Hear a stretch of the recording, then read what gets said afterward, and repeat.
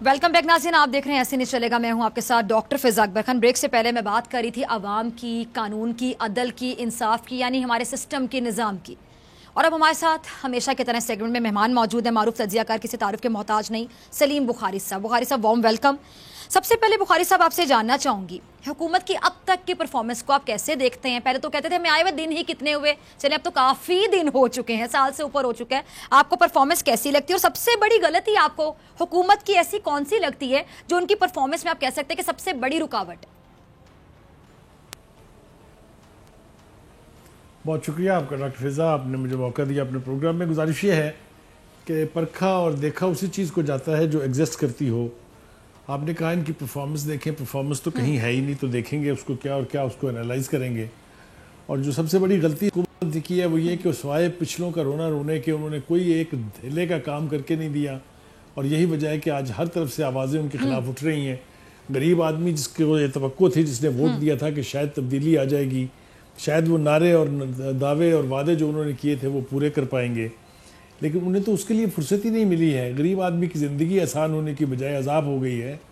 उसके लिए हर चीज़ महंगी है। महंगाई का रोना सिर्फ बहुत ही गरीब तबका नहीं रो रहा, लोअर मिडिल क्लास सब लोग जो हैं उनकी चीखें निकल रही हैं ऐन उसके मुताबिक जिसका वादा पीटीआई के मिनिस्टर्स ने किया था। अगर आपको याद हो, असद उमर ने भी यही कहा था कि जी ये चीखें निकलेंगी अभी तो थोड़ी थोड़ी। फिर उसके बाद डॉक्टर फिरदौस अशरकवान ने कहा अभी तो कुछ नहीं, अभी तो और निकलेंगी चीखें।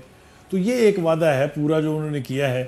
तो इसकी आप मुझे बताइए मैं क्या परखूं इसको बैठ के। उन्होंने कहा था 100 दिन में हम ऐसी इनकलाब ले आएंगे कि आप लोगों को समझ आ जाएगी कि हमारी सिमत दुरुस्त है, लेकिन ना वो सिमत दुरुस्त हुई है ना कहीं कोई परफॉर्मेंस है। मुझे बताइए मैं इसके ऊपर क्या तबसरा करूं। अच्छा चलें ठीक है, आगे चलते हैं। अच्छा आपको क्या लगता है, इदारों के बारे में बात करते हैं, बड़ा ही जिक्र है जब से गवर्नमेंट है, क्योंकि एहतसाब का नारा लगा कर ही आए और एहतसाब लगता था कि एहतसाब के अलावा अब तब्दीली कुछ और होगी नहीं, बस जो तब्दीली होगी वो दर हकीकत एहतसाब होगा अपोजिशन वालों का। फिर इदारे आज़ाद हैं, नैब के चेयरमैन को आए दिन हम देखते हैं कि आकर कहना पड़ता था कि हम इंडिपेंडेंट इदारा है, हम आज़ाद हैं। ऐसी जरूरत ही क्यों महसूस होती थी बुखारी साहब के नैब के चेयरमैन आके तकरीर करके बताते रहे कि जी हम आज़ाद हैं? मुझे लगता है कि वहां पे भी इमरान खान साहब की काबीना में कुछ लोग ऐसे बैठे हुए हैं, जैसे कि मैं खुल के नाम लूंगी, फवाद चौधरी साहब, मुराद सईद साहब, इस तरह के बेशुमार हैं जो कि पार्लियामेंट के अंदर कोई अच्छू गुजर बने होते हैं कि तड़ियां लगा रहे होते हैं कि कोई गिरफ्तार हो जाएगा, ये हो जाएगा, वो पकड़ा जाएगा। आपको नहीं लगता कि ऐसे लोग ऑपोजिशन से ज्यादा खतरा है इमरान खान साहब के लिए, जो उनके अपने हैं और ऐसी गलतियां करे चले जाते हैं? पहली बात तो ये है कि एहतसाब की जहाँ तक बात है, ये जो हमारे चेयरमैन साहब हैं इनको मैं इनके बारे में एक टर्म इस्तेमाल करता हूँ, वन आइड जैक की। ये एक बहुत ही पुरानी फिल्म थी बॉलीवुड की। उन्हें सिर्फ एक नाक से नज़र आता है, दूसरी आंख से नज़र नहीं आता है। वो सिर्फ अपोजिशन को टारगेट किए हुए हैं और इस हद तक ले गए हैं कि अब वो एहतसाब कम और इंतकाम ज़्यादा लगता है, जबकि दूसरी तरफ उनकी निगाह देखने से कासर है। खुद अपनी ज़बान में फरमाते हैं वो, अगर आपको याद हो एक फेमस इंटरव्यू उनका छापा था हमारे साथी जावेद चौधरी साहब ने, उसमें वो कहते हैं कि मैं तो हुकूमत को और उसके इत्तेहादियों को इसलिए हाथ नहीं लगाता हूँ कि ये 10 मिनट में गिर जाएगी। और फिर वो कहते हैं कि मैं डिफेंस मिनिस्टर को इसलिए नहीं पकड़ता हूँ कि वो हवालात में कोलैप्स कर जाएंगे। जो चेयरमैन नैब ये कह रहा हो, उस एहतसाब को गैर जानिबदार कहने से बड़ी कोई गाली और हो नहीं सकती। आप ये देखिए कि और वही सब लोग जिनको इमरान खान साहब अपने 16-17 साल में चोर, डाकू, लुटेरे कहते रहे, वो सारे आज या तो उनकी कैबिनेट के मेंबर हैं या उनके चहीतों में शामिल हैं या उनके एमएनएज हैं या उनके एमपीएज हैं। तो ये जो यकतरफा एहतसाब होता है ना, ये कोई एहतसाब नहीं होता, ये सिर्फ सियासी इंतकाम होता है। और उसी के बदतरीन मुजाहरे जो हैं वो हम देख चुके हैं और मज़ीद अब पता नहीं कितनी देर तक देखेंगे। तो एहतसाब की गाली तो जो है वो अब इनको अब पढ़ने वाली है। बहुत जल्दी लोग चीख रहे हैं, आवाज़ें बुलंद होनी शुरू हो गई हैं। इनकी तरफ भी देखा जा रहा है कि आपके पीछे जो 65 के करीब नैबियाज बैठे हुए हैं, नैबज़दा जिसको कहते हैं, उनके बारे में कौन जवाबदेह है, उनका हिसाब कौन करेगा। एक शख्स जो डिस्क्वालीफाई होता है 1962-63 के तहत, तो उसको आप कहते हैं वो ना पार्टी का सरबराह रह सकता है, ना पार्टी की किसी एक्टिविटी में शामिल हो सकता है। जबकि दूसरी तरफ एक आदमी इसी उसके ऊपर 62-63 के तहत नाअहल होता है, वो आपका एडवाइज़र भी है, वो आपकी एग्रीकल्चर पॉलिसी भी देख रहा है, वो आपके लिए इत्तेहादी इकट्ठे करके भी लाता है, वो आपकी कैबिनेट मीटिंग में भी बैठा होता है। तो जहाँ ये हालात होंगे तो आप खुद ही डॉक्टर फिज़ा तय कर लीजिएगा कि वो कैसा एहतसाब होगा और क्या उसकी क्रेडिबिलिटी होगी। اچھا بخاری صاحب، مجھے ایک فیڈرل منسٹر، میں ان کا نام کوٹ نہیں کروں گی، انہوں نے بتایا آف دی ریکارڈ کہ بہت سے لوگ ایسے ہیں جو عمران خان صاحب کے کانوں میں پھونکے مارتے ہیں اور ان کی وجہ سے اچھے لوگوں کو سفر کرنا پڑتا ہے. انگلش والے سفر کی بات کر رہی ہوں، اردو والے کے نہیں. پھر انقریب پھر اس طرح کے لوگ اردو والا سفر بھی کرنے کو تیار ہو جاتے ہیں، پارٹی چینج کر لیتے ہیں جب کچھ نہیں مل رہا ہوتا. اچھا وہ مجھے یہ بات یقین، میں آپ جانیے میں یقین نہیں کر پا رہی تھی کہ کیا عمران خان صاحب کانوں کے اتنے کچے ہو سکتے ہیں بخاری صاحب کہ ان کے کان میں کوئی پھونک مار دے اور وہ کسی کے خلاف ہو جائیں. آپ اس بات کو کس طرح سمجھتے ہیں؟ آپ کو یقین آتا ہے؟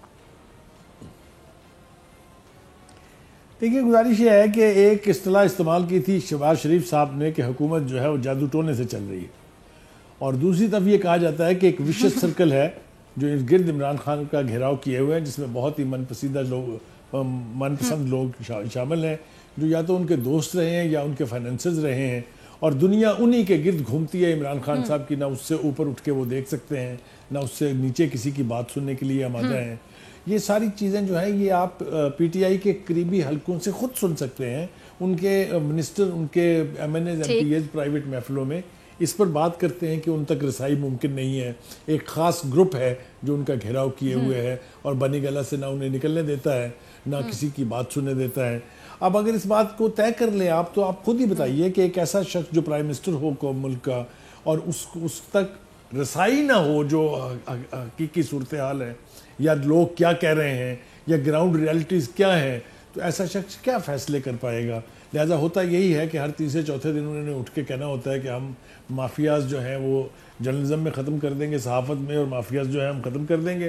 پہلی بات تو یہ ہے کہ یہ وہی جرنلزم ہے، یہ وہی صحافت ہے جس کے بلبوتے پر آپ جس کو سی ڈی کے طور پہ استعمال کر کے اقتدار تک پہنچے تھے. اب آپ کو اس میں کیڑے نظر آنے لگے ہیں، اس لیے کہ میڈیا عوام کی آواز کا ریفلیکشن ہے. وہ آپ کو دکھاتا ہے کہ آپ نے 1.5 سال کے اندر کیا کارروائی کی ہے، کتنے کا آپ نے عوام کے مسائل حل کیے ہیں. وہ آپ سے برداشت نہیں ہو رہے. آپ یہ حکمرانی چیز ہی ایسی ہے ڈاکٹر فضا، اس میں سب سے پہلے جو چیز جاتی ہے جس کی قربانی دینی پڑتی ہے وہ ہے قوت برداشت، ٹالرنس ٹو بیئر کرٹیسزم.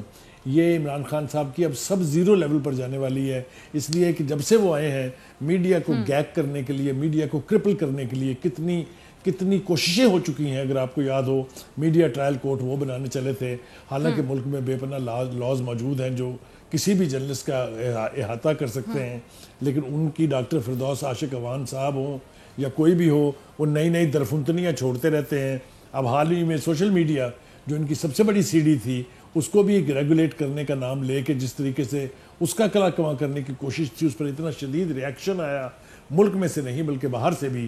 ان تمام یعنی جو آرگنائزیشنز ہیں جن کو آپ گیگ کرنا چاہتے تھے، جن کے دفاتر کھول کے آپ ان پر قابو پانا چاہتے تھے، انہوں نے اس کو بے پناہ طریقے سے ریزسٹ کیا، بڑی بلند آوازیں اچھا بخاری صاحب آپ، اس لیے آج میں نے ابھی سنا ہے. اچھا مجھے ایک اور چیز یاد آئی.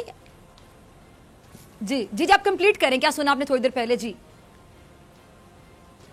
ابھی تھوڑی دیر پہلے سنا کہ نہیں، وہ اب اس فیصلے پر واپس جا رہے ہیں اور اس کو ریویو کرنے کا فیصلہ کیا ہے کہ ریگولیٹ کرنے کے لیے لاز بنائے جائیں گے. تو یہ میرے خیال سے بیٹر سینس پرویلڈ. ان کو پتہ چل گیا کہ یہ اب ممکن نہیں ہے. یہ انفارمیشن کا جو طوفان ہے، اس کو آپ آنکھیں بند کر کے یہ سمجھ لیں کہ یہ نہیں ہے، یہ تو ممکن ہے، لیکن اس کے وجود سے، اس کے حقیقی وجود سے انکار جو ہے وہ اب کسی کے لیے ممکن نہیں ہے. یہ ایک ریئلٹی ہے، اس کا سامنا کرنا پڑے گا. ٹھیک ہے جی. اچھا لاسٹ میں یہ جاننا چاہوں گی کہ اپوزیشن، حقیقی اپوزیشن ہوتی وہ ہے، آئیڈیل اپوزیشن ہوتی وہ ہے جو حکومت کو ٹف ٹائم دیتی ہے جہاں دینا بنتا ہے، یعنی حکومت کے غلط فیصلوں پہ سامنے کھڑی ہو جاتی ہے اور عوام کو ریپرزینٹ کر رہی ہوتی پارلیمنٹ میں. مجھے یہ سمجھ نہیں آتی کہ ابھی ہم دیکھتے تو اپوزیشن اور حکومت واقعی لگتا ہے کہ پرانے دشمن، بڑی پرانی دعوتیں ہیں. آپ کو لگتا ہے کہ اختلافات جب اتنے زیادہ ہو جائیں تو پھر ملک چل سکتا ہے؟ اور کتنا دیکھتے ہیں آپ یہ پورا ٹینیور پورا کرے گی پی ٹی آئی گورنمنٹ اپنا یا نہیں کرے گی؟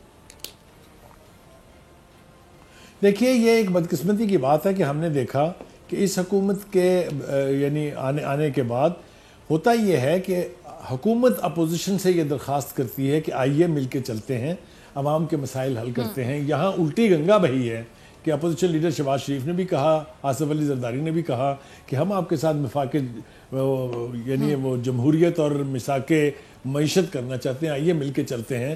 لیکن اس کو درخور اعتنا نہیں سمجھا، حکومت نے اس پیشکش کو لفٹ نہیں کرائی، اور آج نتیجہ یہاں ہے کہ اپوزیشن اور حکومت جو ہے وہ ٹرم پر نہیں ہے، پرائم منسٹر صاحب اپوزیشن لیڈر سے ہاتھ ملانے کو آمادہ نہیں ہے، تو ایسے میں حکومت چلانا بہت ہی مشکل ہے. اور یہ آپ میری بات مان لیجئے کہ حکومت چل نہیں رہی ہے، گھسٹ رہی ہے. اب دیکھنا یہ ہے کہ کتنی دیر تک مزید گھسٹتی رہے گی. ٹھیک ہے جی، بہت شکریہ. آپ کو پتا چل گیا کہ میں کیا بات کرنے جا رہی ہوں. کبڈی کے حوالے سے بات کریں گے. پاکستان نے کبڈی کا ورلڈ کپ روایتی حریف بھارت کو شکست دے کر اپنے نام کر لیا، اور بلا شبہ میں کہوں گی ایک تاریخی فتح ہے جس کی مبارکباد بہرحال بنتی ہے. ہمارے ساتھ موجود ہے پاکستان کبڈی ٹیم کے کھلاڑی خالد بھٹی اور ہمارے خصوصی نمائندے صدیق جان بھی ہمارے ساتھ موجود. دونوں کا بہت شکریہ.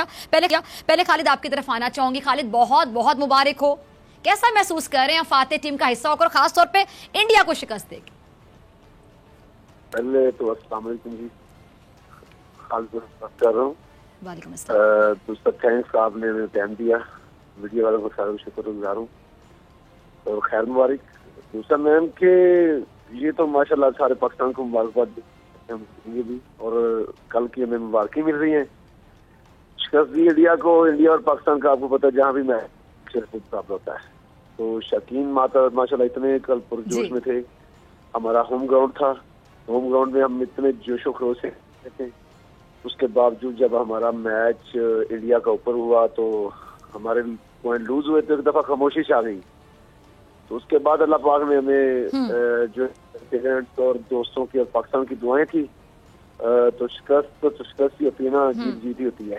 تو الحمدللہ ہم پھر پاکستان نے میچ ون کیا اور ہم نے ایک نیو. اچھا خالد، ہم یہ چاہیں گے آپ وہ مومنٹ شیئر کریں، وہ راز ذرا شیئر کریں کہ جب آپ نے خود ہی بتایا کہ شروع میں ٹیم تھوڑی دباؤ میں بھی تھی اور خاموشی چھا گئی جب بھارت کے پوائنٹس آپ سے زیادہ تھے، پھر ایک دم سے بازی پلٹ گئی اور آپ لوگ جیت گئے.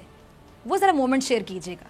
میڈم دیکھیے، دو ٹیمیں کھیلتی ہیں اور ہار جیت ہوتی ہے. ایک ٹیم جیتنا اس میں ہار نہیں ہے، چاہے وہ پاکستان کی تھی یا انڈیا کی تھی. دو ٹیموں میں ایک تو جیتنا ایک میں ہارنا ہے. دوسرا یہ مومنٹ یہ تھی کہ ہم بڑے کانفیڈنٹ میں سے، یہ بات نہیں ہے کیونکہ ہماری گیم ہے. ہم پنجاب دو، انڈیا پنجاب اور پاکستان پنجاب کی یہ گیم ہے، بیسک روایتی کھیل بھی ہے. ہم اپنے کانفیڈنس میں ہوئے تھے کہ ہمارا یہ ہوم گراؤنڈ ہے. لوگوں کی نظر میں یہ ایک دم ہوا ہے کہ انڈیا اوپر چلا گیا، لیکن ابھی کافی ٹائم پڑا ہوا تھا. تو ہمارے سامنے منسٹر صاحب اور کافی گورنر صاحب بیٹھے ہوئے تھے، بڑے سارے پریشان ہو گئے. یہ کیا ہو، اتنا بڑا پاکستان میں پہلی دفعہ ایونٹ ہو رہا ہے اور پاکستان کے پوائنٹ نیچے ہیں اور انڈیا کے اوپر ہیں. لیکن یہ گیم کا ایک حصہ ہے، یہ گیم کا ایک حصہ ہے. تو ہم جیتے ہوئے تھے، جیت کے ہم گراؤنڈ میں گئے ہیں، ہار کے نہیں گئے. اور جو ان کا سبسکرائب کریں اور بیل دبائیں تاکہ کوئی خبر رہ نہ جائے.